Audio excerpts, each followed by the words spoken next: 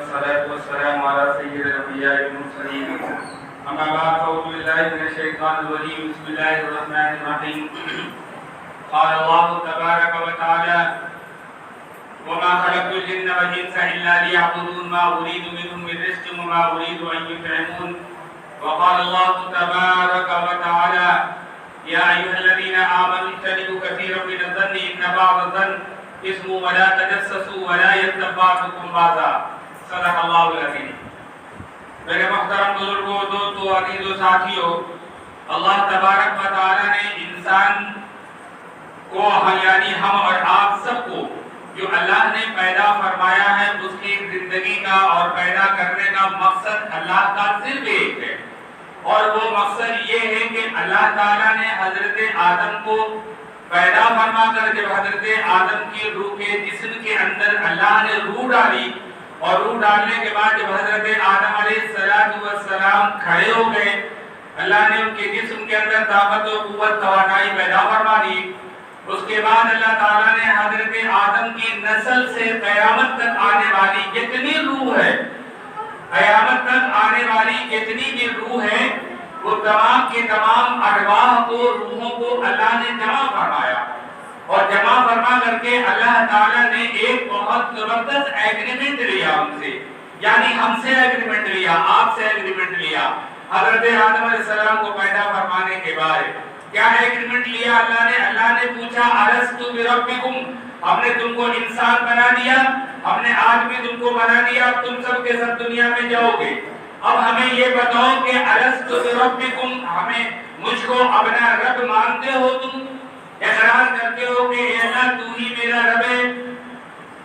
تو الستُ بربکم جب اللہ نے پوچھا تو تمام کے تمام جتنے روح ہیں، تمام کے تمام روح نے اقرار کیا اور کہا قالوا بلا، اللہ تو نہیں، بے شک تو ہی میرا رب ہے، تو ہی میرا پالنہار ہے، حاکم ہے، رازق ہے، خالق ہے، ہم تجھے اپنا معبود برحق مانتے ہیں، رازق کو، خالق کو، حاکم مانتے ہیں۔ تو اللہ نے فرمایا کہ اس ایگریمنٹ کو یاد رکھو، اس ایگریمنٹ کو دنیا میں جانے کے بعد پورا کرنا ہے، میری عبادت بھی کرنی ہے، اطاعت و فرمانبرداری کرنی ہے، اور جو ایگریمنٹ مجھ سے یہاں عالم ارواح میں لیا اسے پورا کرنا ہے۔ پھر نے وعدہ کر لیا۔ پھر جب انسان دنیا میں آیا، اس کے بعد آقا نامدار جناب محمد رسول اللہ صلی اللہ علیہ وسلم کے ہم اور آپ امتی بنے، اور اللہ تعالیٰ نے نبی کریم صلی اللہ علیہ وسلم کے اوپر قرآن کریم جیسی مقدس کتاب نازل فرمائی، تو اللہ تعالیٰ نے اس قرآن کریم کے اندر پھر اللہ تعالیٰ نے ہمارے زندگی کے مقصد کو واضح فرمایا۔ دنیا میں بھی عالم ارواح میں تو ایگریمنٹ لے لیا اللہ نے، وہ ایگریمنٹ اللہ نے تو آخرت میں لیا تھا کہ شاید بندہ میرا بھول گیا ہوگا، یہاں ایگریمنٹ لیا تھا، شاید دنیا میں جا کر بھول گیا ہوگا، تو اللہ نے پھر قرآن کریم میں ارشاد فرمایا، کیا فرمایا؟ وما خلقت الجن والانس الا لیعبدون۔ یاد ہے تم کو، تم سے جو ایگریمنٹ لیا تھا زندگی کا کہ کیا مقصد ہے زندگی کا، تم کو پھر بتا دیتے ہیں۔ وما خلقت الجن والانس الا لیعبدون، انسان کے زندگی کا جینے کا مقصد صرف ایک ہے، اور وہ مقصد ہے کہ تم کو، جنات کو اور انسان کو پیدا اس لیے کیا کہ تم میری عبادت کرے، اور دوسرا کوئی مقصد نہیں ہے۔ اب آپ کہیں کہ تم کیا کھیتی نہ کریں، کاروبار نہ کریں، دکانیں نہ چلائیں، ملازمت نہ کریں، سب کرو، کسی کی چیز کے لیے منع نہیں کیا۔ رحمانیت کا تصور اور رحمانیت کا کنسپٹ اسلام کے اندر نہیں ہے کہ آپ ایک کونا میں بیٹھ جائیں اور کونا میں بیٹھ کے صرف ذکر کرتے رہیں اور دنیا کو چھوڑ دیں اور بال بچوں کی پرواہ نہ کریں، اس کا حکم نہیں ہے۔ یہ سب کچھ کرنا ہمیں دنیا کے اندر ہے، لیکن سب کچھ کیسے کرنا ہے؟ کرنا ایسے ہے کہ جو کچھ ہم کرتے رہیں، جب کاروبار کرتے رہیں تو یہ خیال ہو کہ ہم پیدا کیے گئے ہیں اللہ کی عبادت کے لیے، ہم کھیتی کرتے رہیں، خیال رہے کہ ہم پیدا کیے گئے ہیں اللہ کی عبادت کے لیے، دنیا کے کاموں میں لگے رہیں، خیال رہے کہ ہم اللہ کی عبادت کے لیے پیدا کیے گئے ہیں، اور میری زندگی کا یہ مقصد نہیں ہے۔ ہم جو کچھ بھی کر رہے ہیں یہ ضرورت ہے ہماری، اس لیے ہم کر رہے ہیں، زندگی کا تو مقصد بس ایک ہے کہ اللہ کی عبادت کر رہی ہے، اللہ کی اطاعت کر رہی ہے۔ تو یہ انسان کو پتہ جب چلتا ہے کہ جب انسان دنیا کے کاموں میں مصروف ہوتا ہے، ایک ملازمت پیشہ آدمی آفس میں بیٹھ کر کام کر رہا ہے، ملازمت کر رہا ہے، ایک کاروباری کاروبار کر رہا ہے، کھیتی کرنے والا کھیتی کر رہا ہے، اور جب دین کا تقاضا سامنے آ جاتا ہے، جب دین کی ضرورت سامنے آ جاتی ہے، جہاد کا وقت سامنے آ جائے، نماز کا وقت سامنے آ جائے، اللہ کو یاد، اللہ کا ذکر کرنے کا، یہ ساری چیزیں جب سامنے آ جائیں تو ساری چیزوں کو پس پوچھ ڈال دیں۔ ہم کاروبار کر رہے ہیں، حی علی الصلاۃ کی آواز آ گئی، ہم کام میں لگے ہوئے ہیں، حی علی الفلاح کی آواز آ گئی، سب کچھ کو چھوڑ دیا کہ اب ضرورت یہ ہے، یہ ضرورت ہماری نہیں ہے۔ ضرورت تو وہ ہے کہ حی علی الصلاۃ، حی علی الفلاح مؤذن نے آواز پکار دی ہے، اب یہ میری ضرورت ہے۔ تو اللہ تعالیٰ نے انسان کو جو پیدا فرمایا دو اہم کام کے لیے، ایک تو اللہ نے فرمایا خالق کی عبادت کرنی ہے۔ خالق کہتے ہیں ان کو جس نے ہمیں پیدا کیا وہ میرا خالق ہے، پیدا کرنے والا ہے۔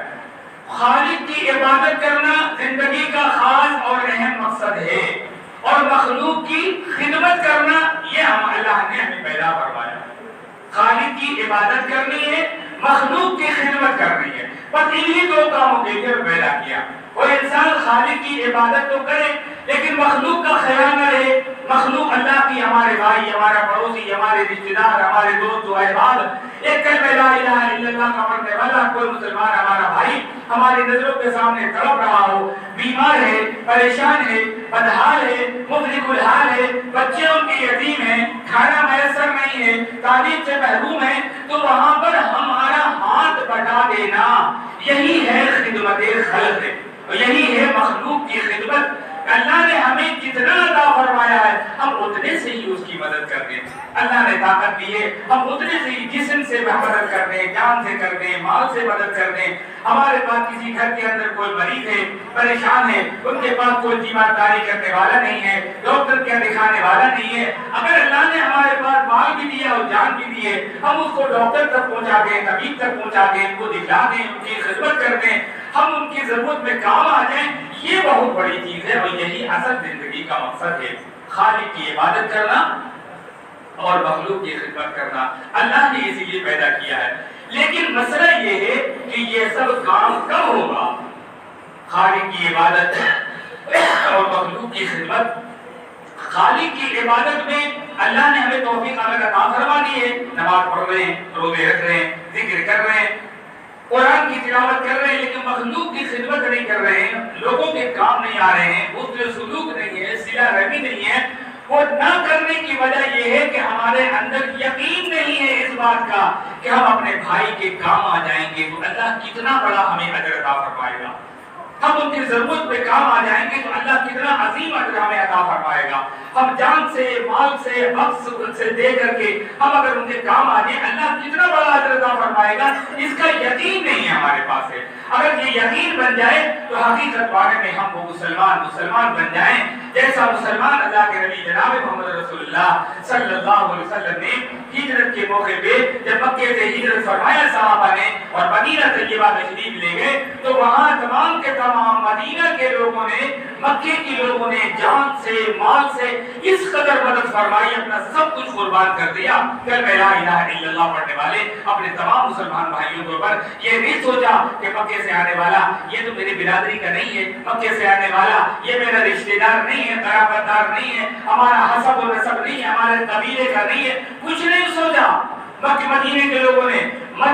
لوگوں نے، بچے نے، بوڑھے نے، جوان نے، سب نے اللہ کے نبی جناب محمد رسول اللہ صلی اللہ علیہ وسلم کا اسلام قبول کر لیا، سب کچھ قربان کر دیا اور کہا یہ سب میرے بھائی ہیں۔ ان پر وہ قربانیاں دی ہیں مدینے کے لوگوں نے، اسی لیے اللہ کے نبی صلی اللہ علیہ وسلم نے مدینے کے لوگوں کا نام کیا رکھ دیا؟ انصار مدینہ۔ مدینہ کے لوگوں نے جنہوں نے مدد کی تھی، مکے کے لوگوں نے مہاجرین کی مدد فرمائی، اللہ کے نبی صلی اللہ علیہ وسلم کے ہاتھ بڑھایا، دین کی مدد کیا، ان کا نام انصار رکھ دیا۔ انصار انہی کو کہتے ہیں۔ تو میرے دوستو بزرگوں، یہ سب چیزیں ہوں گی کب؟ جب ہمارے دلوں کے اندر سے اپنے بھائیوں کے سلسلے میں حسد نکل جائے گا، عداوت نکل جائے گی، دشمنی نکل جائے گی، بغض نکل جائے گا، کینہ نکل جائے گا، تبھی ہم مدد کر سکتے ہیں۔ ہم نہیں کر سکتے مدد، ہمارے دلوں میں تو اتنے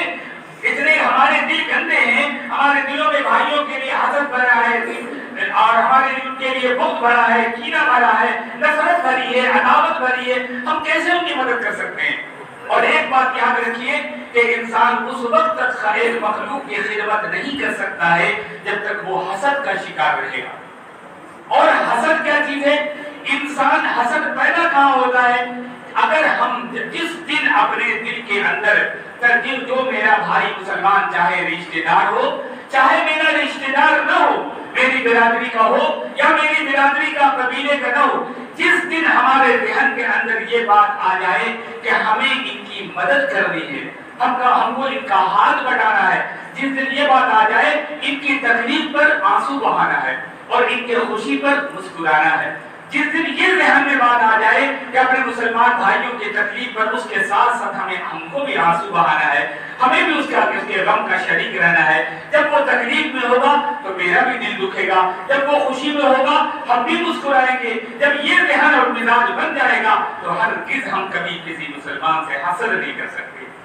ان کے کسی بھی موقع پہ خوش ہیں ہم بھی خوش ہو جائیں، تکلیف میں ہیں ہم کو بھی احساس ہو کہ میرا بھائی تکلیف میں ہے، جس دن یہ ذہن بن گیا اس دن اپنے کسی مسلمان بھائیوں سے ہم حسد نہیں کریں گے، نفرت نہیں کریں گے۔ اور اللہ تعالیٰ نے قرآن کریم میں فرمایا، پارے 26 کی یہ سورہ حجرات کی آیت ہے، یا ایھا الذین آمنوا اجتنبوا کثیرا من الظن ان بعض الظن اسم ولا تجسسوا ولا یغتب بعضکم بعضا۔ اللہ نے فرمایا کہ تم اس وقت تک اپنے بھائیوں سے محبت اور اخلاق کے ساتھ نہیں رہ سکتے ہو جب تک کہ تمہارے اندر یہ برائی ختم نہ ہو جائے۔ آپ نہیں دے سکتے ہیں اخلاق اپنے بھائیوں کو، آپ نہیں اپنے بھائیوں سے اخلاق کے ساتھ مل سکتے ہیں، کب؟ جب تک کہ اللہ نے فرمایا یہ خرابی تمہارے دلوں کے اندر سے نکل کر ختم نہ ہو جائے۔ وہ کون سی خرابی ہے؟ اللہ نے فرمایا اجتنبوا کثیرا من الظن ان بعض الظن، تم ایک دوسرے مسلمان بھائیوں سے بدگمانی نہ رکھا کرو، بدگمان نہ ہوا کرو۔ بدگمانی کا مطلب یہ ہے کہ ہم ہمارے سلسلے میں بغیر دیکھے ہوئے کوئی رائے قائم کر لیں کہ فلاں آدمی برا ہے، وہ فلاں کام کرتا ہے، فلاں جگہ سے پیسہ لاتا ہے، اس طرح سے کماتا ہے اور اس طرح سے خرچ کرتا ہے، اس کے پیسہ لانے کا راستہ غلط ہے، یہ غلط آدمی ہے۔ یہ ساری چیزیں اگر کسی آدمی کے لیے غلط خیالات، غلط سوچ جو ہم اپنے ذہن میں رکھتے ہیں، اس کا نام ہے بدگمانی۔ جب تک کسی بھائی کے بارے میں تم کو یقین نہ ہو جائے، اپنی آنکھوں سے ان کی خرابیوں کو دیکھ نہ لو، اس وقت دوسروں کے کہنے پر چل کر کے اور رائے قائم کر لینا اور اس کو برا بھلا کہنے لگنا، یہ ہے، اس کو کہا اللہ نے یہ بدگمانی ہے۔ تم بدگمانی کے شکار نہ ہوا کرو، اچھی سوچ سوچا کرو۔ اور پھر اس آدمی کے بارے میں پھر اللہ نے فرمایا کہ یہ تو بدگمانی ہے، اس سے بچا کرو، تم بدگمانی بھی رکھو گے اور ہم چاہیں گے کہ ہم محبت بھی دیں، اخلاق بھی دیں۔ کیسے ہو سکتا ہے؟ ایک طرف ہم آپ کو برا بھی سمجھیں گے، یہ آدمی برا ہے، یہ آدمی بےایمان ہے، یہ آدمی حرام خور ہے، اور اس سے ہم کیسے محبت کر سکتے ہیں؟ جب تک کہ یہ سب گندگی ہمارے ذہن سے نہ نکل جائے ہم آپ کے دوست نہیں بن سکتے، ہم آپ کے ساتھ صلہ رحمی نہیں کر سکتے۔ پھر اللہ نے فرمایا وَلَا يَغْتَب بَعْضُكُم بَعْضًا، غیبت اتنی گندی چیز ہے کہ انسان غیبت میں بلا وجہ ایک دوسرے کی غیبت برائی کرتا ہے، اس سے کچھ حاصل نہیں ہے۔ کسی کی شکایت پیٹ پیچھے کرنا، اللہ کے نبی کے صحابہ نے کہا یا رسول اللہ اگر کسی آدمی کے اندر کوئی برائی موجود ہے اور اگر ہم اس کا ذکر کریں تو کیا یہ بھی گناہ ہے؟ اللہ کے نبی نے فرمایا کہ یہی تو غیبت ہے کہ جس کے اندر کوئی بات موجود ہے اور اس کے پیٹ پیچھے تم کہتے ہو یہ غیبت ہے، اور اگر خدا نہ خواستہ اس کے اندر کوئی برائی ہے ہی نہیں اور پھر تم اگر بولتے ہو تب تو وہ غیبت سے بھی بڑا گناہ ہے، وہ بہتان ہے۔ اللہ کو غیبت کو، بہتان کو، چغلخوری کو معاف نہیں فرمائے گا۔ قرآن میں اللہ نے فرمایا یہ حدیث شریف کے احکام میں معقول ہے لن يدخل الجنة قتات، چغلخور آدمی ہرگز جنت میں نہیں جائے گا۔ یہ نہیں کہا کہ چغلخور جنت میں نہیں جائے گا، کہا لن يدخل الجنة قتات، چغلخور آدمی ہرگز جنت میں نہیں جائے گا، گنجائش نہیں ہے چغلخور کی جنت میں جانے کی۔ تو نماز بھی پڑھے، چغلخوری بھی کرے، نماز بھی پڑھے، غیبت بھی کرے، نماز بھی کرے، بدگمانی بھی کرے، تو کیا فائدہ ہے اسی نماز سے؟ ہماری نماز برباد ہو رہی ہے۔ تو کہا کہ یہ صفات، ایمانی صفات کو اپنے اندر پیدا کر لو تاکہ نمازوں کے اندر، روزے کے اندر، ذکر کے اندر، تلاوت کے اندر مزہ اور لطف اور روحانیت پیدا ہو جائے۔ پھر اللہ نے فرمایا کہ غیبت کرنا بہت گندی بات ہے۔ اللہ نے فرمایا کہ غیبت کرنا ایسا ہے جیسے اپنے سگے بھائی کا مردار گوشت کھانا، اور فرمایا کہ قبر کے اندر جو عذاب ہوتا ہے دو اہم وجہوں سے ہوتا ہے، دو وجہ ہے جس کی وجہ کر قبر کا عذاب مسلط کیا جاتا ہے۔ ایک ہے پیشاب کی چھینٹ سے نہ بچنا، پیشاب کے چھینٹ سے بچنے کے لیے کہا گیا کہ استنجا کرو تو بہت احتیاط کے ساتھ کرو اور یہ دیکھ کر کرو کہ پیشاب کا چھینٹ کہیں پر میرے جسم پر تو نہیں پڑ گیا، اور اگر کہیں پر لگ گیا فوراً اسے دھو ڈالو۔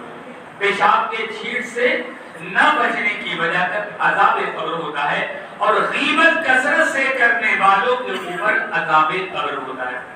تو آپ بتائیں کہ قبر کی زندگی، جو حشر کا معاملہ، جو سفر طے ہوتا ہے، وہ قبر سے ہی شروع ہوتا ہے، اور ہم نے اپنے ابتدائی سفر کی جو منزل ہے ہم نے اسے ہی خطرناک بنا دیا کہ یہ کتنی نازک خطرناک بات ہے۔ اللہ تعالیٰ ہمیں عبادت کی بھی توفیق نصیب فرمائے، اپنے ذکر کی بھی توفیق نصیب فرمائے، اور اللہ تعالیٰ یہ جو ایمانی صفات ہیں، اللہ حسد سے، غیبت سے، نفرت سے، کینہ سے، عداوت سے، ان تمام کے تمام چیزوں سے اللہ محفوظ فرما کر ایک سچا اور پکا ہم سب کو مسلمان بنا دے، آمین۔ وآخر دعوانا ان الحمد للہ رب العالمین۔